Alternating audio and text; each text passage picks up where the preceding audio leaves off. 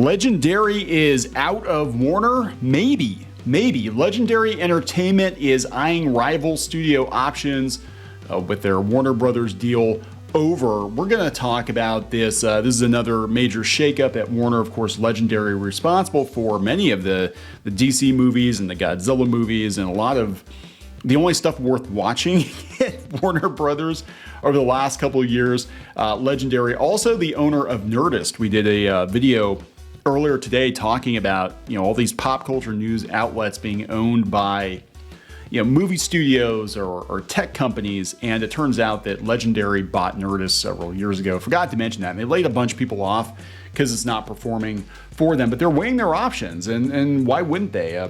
Do a search for David Zaslav, Big Daddy Z, over there at Warner Brothers, and it's all cuts.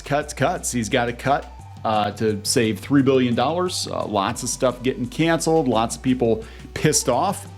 Zaslav, the animation community would like to have a word with you, David, Mr. Zaslav. And yeah, people are just really pissed off right now. And if I were Legendary and my deal were up and everything was up in the air with this company, I'd be like, hell, yeah, I'm out of here. Funny, this picture, I'm looking at the picture, you see all the trash cans in the window. Maybe they're cleaning house. I don't know, I just happened to notice that. Anyway, we're going to talk about this before we get into it any further. Please subscribe for more pop culture news, views, and rants, guys. Over 275,000 subs. Thank you so much for the support. We try to give you the straight dope on pop culture. A lot of these websites, again, owned by studios, owned by advertising agencies, big corporations, and Nerdist, you can't really trust them anymore either because Legendary bought them and they fired a bunch of people. But let's talk about this. Legendary Entertainment eyeing rival studio options with Warner deal over. Coming from Deadline.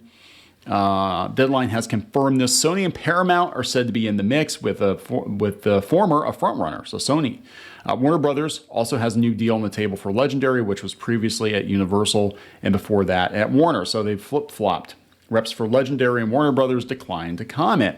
There was a kerfuffle. See, it's not just me.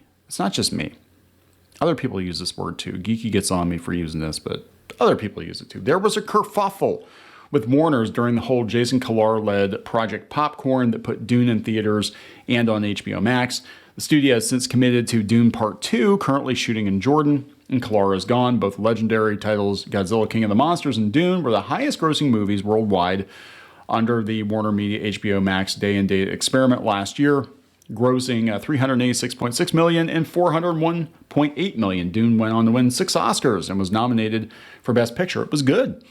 It was actually a very good adaptation. I miss the weirdness, though, of the David Lynch version. The David Lynch version was very, very weird.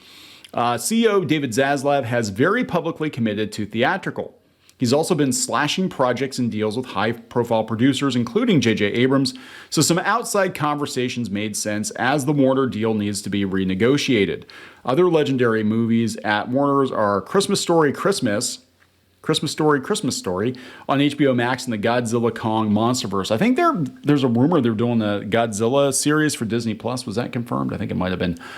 Legendary went to Universal in 2014 for a 5-year deal. In 2018, Legendary switched Detective Pikachu over to Warner, indicating the end of the financier-producer's deal with Universal was in the cards. Pikachu was one of 6 pictures that Warner Brothers co-financed and released in a non-exclusive pack with Legendary. It grossed $43.2 million, and actually, I think Pikachu doing well is what led the way for Sonic, because Pikachu didn't suck. And Sonic didn't suck. But there's a lot of sucky video game movies out there. Space Channel 5, they're doing a movie of Space Channel 5 and Comic Zone. Of all the Sega properties, why in the hell would you pick those 2 games? Especially Comic Zone. Like, even Space Channel 5, I guess, could be interesting, but Comic Zone, really? I don't know. Yeah, so we'll see lots of anonymous comments. Maybe they go back to Universal. Warner Brothers is a sinking ship. That is true. It's not really a sinking ship. It's going to be a lean, mean, money-making machine, maybe. maybe when they get done, but it's definitely not going to be the same company. And the problem they seem to have was with Jason Kilar. Now, Bloomberg Intelligence sees shrinking synergy for Warner Brothers Discovery. So this is a lot. Everybody's dogpiling on Warner right now. Everybody's coming for the Zaz, right?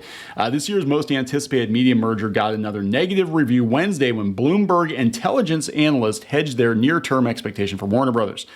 In a report shared Wednesday, somebody whose name I cannot pronounce, Geetha Ranganatham, and Kevin Neer. Okay, Kevin Neer I can pronounce.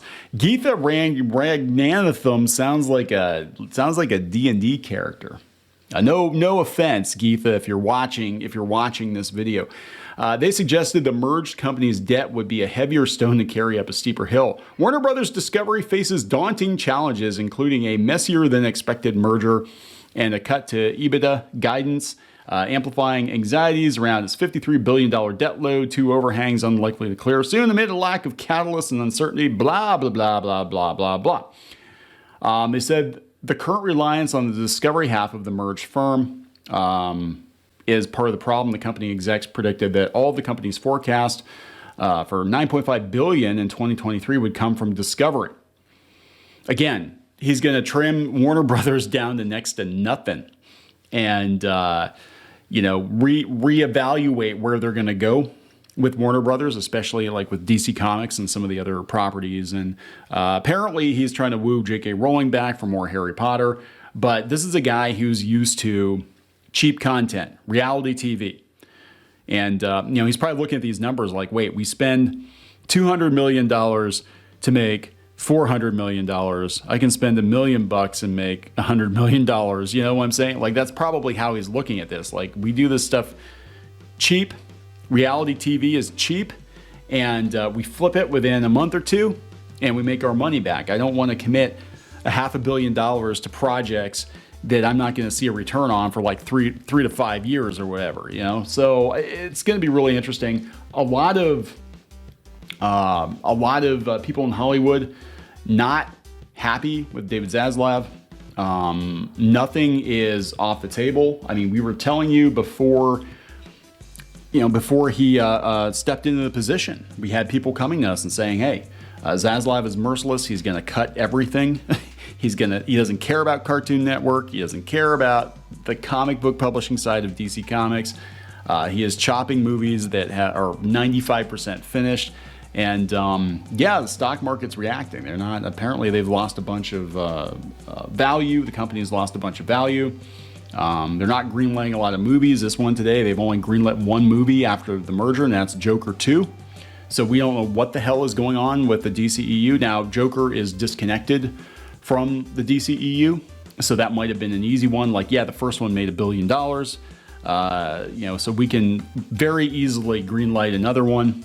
But I don't know what's going to happen. I don't know, guys. Very interesting times, but Legendary might be noping out. Take your trash with you there, Legendary. I don't know. All right, guys, I'm going to wrap this one up. Please subscribe for more pop culture news, views, and rants, and we'll talk later.